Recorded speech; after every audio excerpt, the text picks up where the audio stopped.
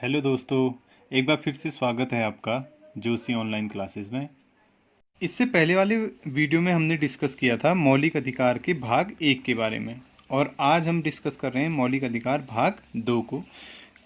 जो पहले हमने वीडियो बनाया था उसमें हमने मौलिक अधिकार में मौलिक अधिकारों का परिचय और उसके साथ साथ जो समानता का अधिकार है और स्वतंत्रता का अधिकार है उसके बारे में पढ़ा था। अगर आपने वो वीडियो नहीं देखा है तो उसका लिंक मैं इस वीडियो के डिस्क्रिप्शन बॉक्स में डाल दूंगा, आप वहाँ से जाके आसानी से उसे देख सकते हैं। क्योंकि अगर आप उसे नहीं देखेंगे तो फिर आपको ये समझ में नहीं आएगा। ठीक है, तो क्रम बनाने के लिए, एक क्रम से पढ़ने के लिए, अनुच्छेदों को एक क्रम से पढ़ने के लिए मैं आपको ये कहूँगा कि आप पहले जो भाग 1 है मौलिक अधिकार का, आप उसे देखिए। आज का वीडियो हमारा है मौलिक अधिकार भाग 2, जो हमने कल छोड़ दिए थे, जिसमें शोषण के विरुद्ध अधिकार है या उसके बाद धार्मिक स्वतंत्रता का अधिकार है, उसको हम यहाँ पर अपना डिस्कस करेंगे। तो आज का जो हमारा पहला जो मौलिक अधिकार है वो है शोषण के विरुद्ध अधिकार, जिसका वर्णन अनुच्छेद 23 और 24 के अंतर्गत किया गया है। अब शोषण के विरुद्ध अधिकार का जो उद्देश्य है वो एक ऐसे वास्तविक सामाजिक लोकतंत्र की स्थापना करना है जहाँ पर किसी भी वर्ग का जो शोषण है वो किसी भी वर्ग के द्वारा ना किया जा सके। ठीक है, खास तौर पे हम जब देखते हैं कि जब उच्च वर्ग के जो लोग होते हैं वो निम्न वर्ग का शोषण करते आ रहे थे, जब भारत अंग्रेजों का गुलाम था तब से, तो संविधान में एक ऐसी व्यवस्था की गई जिसमें उच्च वर्ग के द्वारा निम्न वर्ग का शोषण या किसी भी वर्ग के द्वारा किसी भी वर्ग का शोषण ना किया जाए। तो संविधान ने उसके लिए क्या किया, शोषण के विरुद्ध अधिकार को मूल अधिकारों में शामिल किया और उसे अनुच्छेद 23 और 24 के अंतर्गत रखा गया।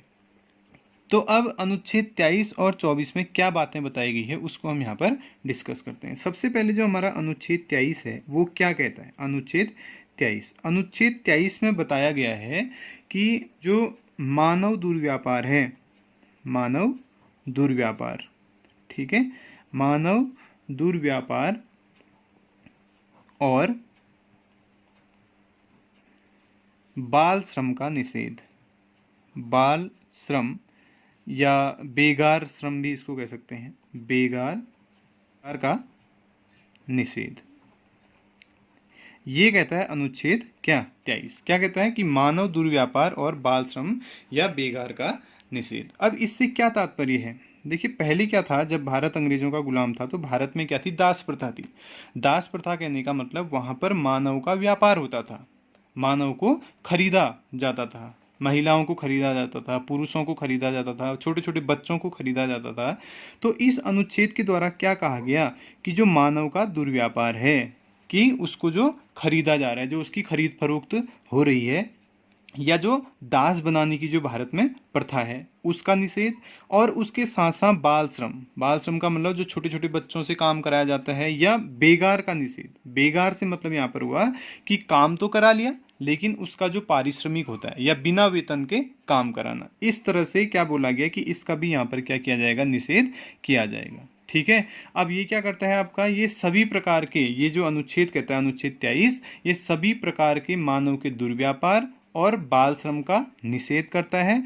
और यह अधिकार क्या करता है, नागरिक और गैर नागरिक, जो भारत के नागरिक हैं उन्हें भी मिलता है और जो भारत के नागरिक नहीं हैं उन्हें भी ये अधिकार भारत में दिया गया है। तो ये है आपका अनुच्छेद 23, जिसमें मानव दुर्व्यापार और बाल श्रम या बेगार का क्या किया गया है, निषेध किया गया है। ठीक है, लेकिन इसका एक अपवाद देखने को मिलता है, किसका, अनुच्छेद 23 का। ये अपवाद देखने को मिलता है कि अगर माना हम देश में कोई संकट आ जाता है, कोई आपदा की स्थिति पैदा हो जाती है, तो उस कंडीशन में संविधान द्वारा राज्य को ये अधिकार दिया गया है कि वो सार्वजनिक उद्देश्य के लिए, ठीक है, जिसमें ऐसा उद्देश्य जिसमें क्या है, सभी का भला है, वो क्या कर सकता है, अनिवार्य श्रम योजना को लागू कर सकता है।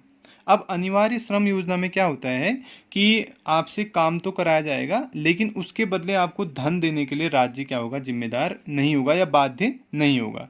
अब जैसे कुछ हमारी जो बहुत महत्वपूर्ण सेवाएं हैं, जैसे सैन्य सेवा है या सामाजिक सेवा है या अन्य प्रकार का कोई भी हमारा क्या है सेवा है, वहाँ पर मनुष्य से काम तो करवाया जाएगा लेकिन उसको उसका धन देने के लिए या पारिश्रमिक देने के लिए राज्य क्या है, जिम्मेदार नहीं है। ये अपवाद के रूप में देखा जाता है अनुच्छेद 23 के। और कब, जब बहुत भयावह स्थिति, जैसे माना राष्ट्रीय आपात की स्थिति है या वित्तीय आपात की स्थिति है, ये उस समय के लिए है। लेकिन अगर हम अपवाद को छोड़ें तो अनुच्छेद 23 सीधे सीधे कहता है कि आप न तो मानव का व्यापार कर सकते हैं और न ही उससे बेगार के रूप में अपने वहाँ पर कार्य करा सकते हैं। ठीक है, तो ये कहता है अनुच्छेद 23। उसके बाद हमारा अनुच्छेद 24। अनुच्छेद 24 में क्या कहा गया है? अनुच्छेद 24 में कहा गया है कि जो कारखाने हैं, ठीक है, कारखानों में, जो कारखाने हैं, कारखानों में बाल श्रम निषेध। अब ये सिंपल लिखने से ही पता चल रहा है कि हमारा जो हेडिंग है कारखानों में क्या है, बाल श्रम क्या है, निषेध है। इसका मतलब ये हुआ कि अनुच्छेद 24 कहता है कि जो बड़े बड़े कारखाने हैं या जो बड़ी बड़ी कंपनियां हैं जहां पर जोखिम भरे क्या होते हैं, काम होते हैं, वहां पर जो 14 वर्ष से छोटी उम्र के जो बच्चे हैं उनको किसी भी प्रकार के जोखिम भरे कामों में या कारखानों में क्या है, नियुक्ति देने पर या काम करवाने पर क्या लगाया गया, पाबंदी लगाई गई है। लेकिन अगर इसके अलावा भी कोई ऐसा व्यक्ति है जो कारखानों में छोटे छोटे बच्चों से काम करवाता है तो उसमें क्या है, इस अनुच्छेद के तहत यहाँ पर सजा का प्रावधान भी है। ठीक है, तो ये है हमारा शोषण के विरुद्ध अधिकार जो अनुच्छेद 23 और 24 में क्या किया गया है, वर्णित किया गया है। इसके बाद अगला जो हमारा अधिकार है वो है धार्मिक स्वतंत्रता का अधिकार, जिसका वर्णन अनुच्छेद 25 से लेकर 28 के बीच में कहा गया है। ठीक है, जैसा कि ये अनुच्छेद पहले भी हमने डिस्कस किया है कि अनुच्छेद 15 अगर हम देखें, समानता के अधिकार के अंतर्गत अगर हम अनुच्छेद 15 देखें तो वहाँ पर ये कहा गया था कि जो राज्य है वो धर्म के आधार पर किसी भी प्रकार का भेदभाव नहीं करेगा। अनुच्छेद 16 में भी ये कहा गया है कि जो लोक नियोजन है या जो सरकारी नौकरियां हैं वहाँ पर भी धर्म को नहीं देखा जाएगा। ठीक है, तो यहाँ पर जो धार्मिक स्वतंत्रता का अधिकार है जिसको 25 से लेकर 28 के बीच में रखा गया है, तो उसमें कौन से अनुच्छेद में क्या बातें बताई गई है उसको हम यहाँ पर देखते हैं। तो सबसे पहले हमारा क्या है, अनुच्छेद 25। अब अनुच्छेद 25 में क्या बताया गया है? अनुच्छेद 25 में बताया गया है कि जो व्यक्ति हैं भारत के, जो क्या है, नागरिक हैं, उन्हें क्या है, अंतःकरण का मतलब होता है यहाँ पर स्वीकार करने से कह सकते हैं अंतःकरण और अबाध रूप से धर्म को मानने की स्वतंत्रता, धर्म को मानने या उसका आचरण करने की स्वतंत्रता। ठीक है, ये कहा गया है कि इसमें अनुच्छेद 25 में। अनुच्छेद 25 कहता है कि अंतःकरण की क्या है, स्वतंत्रता है। यहाँ पर कहने का मतलब यह है कि राज्य किसी भी व्यक्ति के ऊपर कोई भी धर्म थोप नहीं सकता, बल्कि यहाँ पर जो भारत के नागरिक हैं वो किसी भी प्रकार का धर्म अपनाने के लिए, है ना, उसका आचरण करने के लिए, उसका प्रचार प्रसार करने के लिए क्या है, स्वतंत्र हैं। तो कहा गया है यहाँ पर कोई भी व्यक्ति हो वो किसी भी धर्म को मानने या उसका आचरण करने तथा उस धर्म का प्रचार प्रसार करने के लिए क्या है, स्वतंत्र है। ये कहा गया अनुच्छेद 25 में। ठीक है, दूसरा जो इसके बाद अगला जो हमारा अनुच्छेद है, अनुच्छेद 26 की अगर हम बात करें तो अनुच्छेद 26 में बताया गया है धार्मिक जो कार्य होते हैं, धार्मिक कार्यों के प्रबंध की स्वतंत्रता, ये बताया गया है अनुच्छेद 26 के अंतर्गत कि जितने भी हमारे क्या होते हैं, धार्मिक कार्य होते हैं, उनका प्रबंधन करने के लिए यहाँ पर जो भारत के नागरिक हैं वो क्या हैं, स्वतंत्र हैं। अब हम भारत में देखते हैं कि भारत क्या है, एक पंथ निरपेक्ष राज्य है, क्योंकि भारत का अपना कोई भी क्या है, धर्म नहीं है। यहाँ पर बहुत सारे धर्म के जो लोग हैं वो क्या करते हैं, निवास करते हैं। तो वही यहाँ पर कहा गया है कि जितने भी भारत में नागरिक हैं वो धार्मिक कार्यों का प्रबंध करने के लिए क्या है, स्वतंत्र हैं। अब धार्मिक कार्यों का प्रबंध से यहाँ पर आश्रय ये है कि कोई भी व्यक्ति है, ठीक है, वो अपने धर्म के लिए क्या कर सकता है, जिस भी धर्म का वो व्यक्ति है, भले हिंदू हो, मुस्लिम हो, ईसाई हो, ठीक है, ये स्वतंत्रता यहाँ पर प्रदान की गई है कि कोई भी व्यक्ति अपने धर्म के लिए क्या कर सकता है, संस्थाओं की स्थापना कर सकता है। पहला पॉइंट तो इसमें यही बता रखा है प्रबंधन में कि कोई भी व्यक्ति, कोई भी नागरिक अपने धर्म को आगे बढ़ाने के लिए क्या कर सकता है, संस्थाओं की स्थापना कर सकता है, और अपने धर्म विषयक कार्यों का प्रबंधन भी वो स्वयं से कर सकता है। ठीक है। और धार्मिक प्रयोजन मतलब धार्मिक जितने भी कामकाज होते हैं उनके प्रयोजन के लिए, उनको संपादित करने के लिए उसे संपत्ति अर्जित करने और उसका प्रशासन नियम के अनुसार, जो शासन प्रशासन के जो हमारे संवैधानिक जो नियम है उनके अनुसार वो उनका क्या कर सकता है, प्रशासन करने का भी उसे अधिकार है।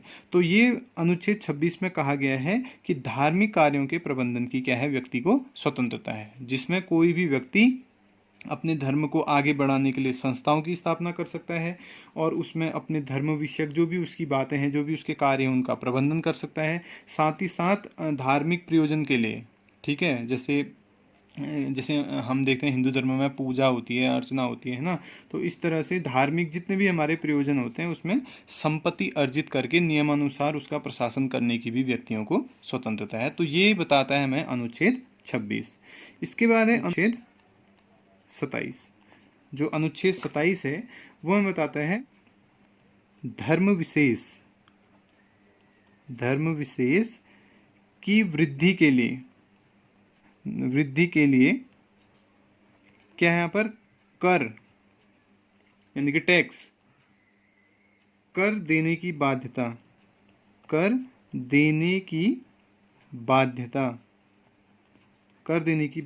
का निषेध। ये भी बहुत महत्वपूर्ण है। अब यहाँ पर क्या कह दिया देखिए, अनुच्छेद 27 से कहता है कि राज्य के द्वारा कोई भी जो धर्म है, अगर माना राज्य देखता है कि ये धर्म, इसकी हमें क्या करनी चाहिए, वृद्धि करनी चाहिए, तो राज्य उसे अपने स्तर से कर सकता है, लेकिन वो किसी भी व्यक्ति पर ये दबाव नहीं डाल सकता कि वो उस धर्म विशेष की वृद्धि के लिए क्या करें, कर दें या टैक्स दें। तो ये जो व्यवस्था है वो अनुच्छेद 27 के अंतर्गत की गई है। इसके बाद हमारा जो अगला अनुच्छेद है वो है अनुच्छेद 28। अनुच्छेद 28 से कहता है कि जो शासकीय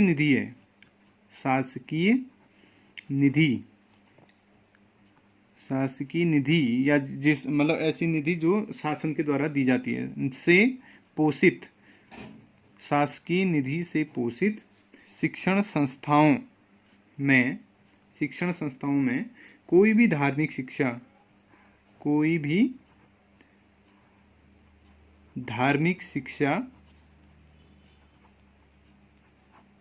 नहीं दी जाएगी।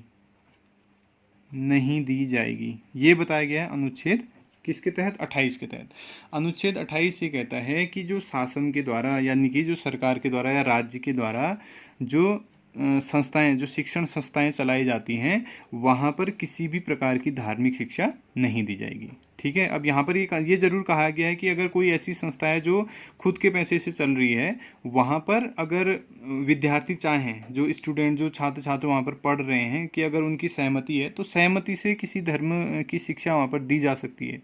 ठीक है। लेकिन अगर कोई ऐसा विद्यालय है जिसको शासन के द्वारा चलाया जा रहा है, जैसे सरकारी विद्यालयों की हम बात करें, तो वहाँ पर ऐसी शिक्षण संस्थाओं में कोई भी धार्मिक शिक्षा नहीं दी जाएगी। ये कहता है हमारा अनुच्छेद 28। तो जो धार्मिक स्वतंत्रता का अधिकार है, जिसमें हमने बात किया कि जो हमारा 25 से लेकर 28 तक वर्णित है, तो इसमें सबसे पहले ये कहा गया कि प्रत्येक व्यक्ति को कोई भी धर्म अपनाने की स्वतंत्रता है, उस प्रचार प्रसार करने की स्वतंत्रता है। दूसरा, अनुच्छेद 26 में ये बताया गया कि धार्मिक कार्यों के प्रबंधन करने की उसको स्वतंत्रता है। ठीक है। उसके लिए संपत्ति अर्जित करने की स्वतंत्रता है। 27 में ये बताया गया कि कोई धर्म विशेष के लिए जरूरी नहीं कि जो व्यक्ति है वो कर या टैक्स राज्य को देंगे, ये भी जरूरी नहीं, निषेध किया गया है अनुच्छेद 27 में। और अनुच्छेद 28 में ये कहा गया है कि जो शासकीय निधि से पोषित विद्यालय हैं, जो शिक्षण संस्थाएं हैं, वहाँ पर किसी भी प्रकार के धर्म की या धार्मिक शिक्षा वहाँ पर नहीं दी जाएगी। ठीक है। तो ये कहा गया अनुच्छेद 28 में। अब इसके बाद जो हमारा अगला मौलिक अधिकार है वो है संस्कृति एवं शिक्षा संबंधी अधिकार, जिसका वर्णन अनुच्छेद 29 और अनुच्छेद 30 के तहत किया गया है। अब संस्कृति एवं शिक्षा संबंधी जो हमारा अधिकार है, सबसे पहले हमें ये समझना है कि ये वाला जो अधिकार है ये पूर्ण रूप से, ये दोनों अनुच्छेद 29 और 30 जो पूर्ण रूप से हैं वो केवल अल्पसंख्यकों के लिए है। जो भारत में जो अल्पसंख्यक हमारे निवास करते हैं, धार्मिक आधार पर और भाषा के आधार पर जो अल्पसंख्यक यहाँ निवास करते हैं, ये जो अधिकार है संस्कृति एवं शिक्षा संबंधी अधिकार, ये केवल उन्हीं से संबंधित है। तो कभी कभी प्रश्न में ऐसे ही पूछ लेता है कि मूल अधिकारों में वो कौन सा अधिकार है जो अल्पसंख्यकों से संबंधित है, तो वहाँ पर हमारा आंसर हो जाएगा संस्कृति एवं शिक्षा संबंधी अधिकार। ये केवल किससे संबंधित है? अल्पसंख्यकों से संबंधित है, जिसका वर्णन 29 और 30 के तहत किया गया है। तो अब इसमें क्या बातें बताई गई हैं, सबसे पहले हम डिस्कस करते हैं अनुच्छेद 29 को। अनुच्छेद 29 क्या कहता है? ठीक है, अनुच्छेद 29 कहता है कि अल्पसंख्यक जो समाज है भारत में, अल्पसंख्यकों के हितों का संरक्षण, इसकी जो बात है वो कही गई है कि इसमें अनुच्छेद 29 में। अनुच्छेद 29 कहता है कि जो अल्पसंख्यक भारत में निवास करते हैं उनके हितों का क्या किया जाएगा? संरक्षण, या इनको उनके हितों को संरक्षित किया जाएगा। अब किस तरह से किया जाएगा? अब अगर हम बात करें, भारत में अल्पसंख्यकों को 2 आधारों पर बांटा गया है। एक आधार तो है भैया धार्मिक आधार, यानी कि रिलीजियस, और दूसरा इसका है भाषाई आधार। भाषाई मतलब लिंग्विस्टिक। ये 2 तरह के इसके क्या है? आधार हैं। भारत में धार्मिक आधार पर भी अल्पसंख्यक हैं और भाषा के आधार पर भी क्या है? अल्पसंख्यक हैं। तो इसके तहत अनुच्छेद 29 के तहत क्या व्यवस्था की गई कि इसके तहत ये कहा गया भारत के किसी भी भाग में रहने वाले ऐसे नागरिक जिनका क्या है, खुद का कोई समूह है, उनकी अपनी कोई बोली है, भाषा है, या अपनी कोई लिपि है, या उनकी अलग से कोई संस्कृति है, तो उस संस्कृति को, उस लिपि को, उस भाषा को सुरक्षित रखने का उन्हें क्या है? पूरा पूरा अधिकार है। ठीक है, ये कहा गया अनुच्छेद 29 में, पहला पॉइंट। और दूसरे पॉइंट में इसमें ये कहा गया है कि इसके तहत जो राज्य के अंतर्गत आने वाले कोई भी क्षेत्र हैं, ठीक है, और उन क्षेत्रों में धर्म और जाति या भाषा के आधार पर क्या होगा? प्रवेश देने से उनको रोका नहीं जा सकता। मतलब वो आसानी से किसी भी राज्य के किसी भी क्षेत्र में क्या कर सकते हैं? प्रवेश कर सकते हैं। तो ये अल्पसंख्यकों के हितों की बात कही गई है अनुच्छेद 29 के तहत। ठीक है, जिसमें क्या बोला उसने?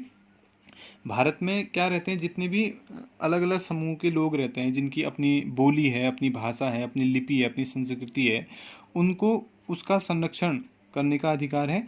दूसरा, कोई भी राज्य या उस राज्य का कोई भी क्षेत्र, वहाँ पर धर्म के आधार पर, जाति के आधार पर या भाषा के आधार पर किसी व्यक्ति को जाने से रोका नहीं जा सकता। मतलब प्रवेश की आज्ञा भी यहाँ पर सभी को दी गई।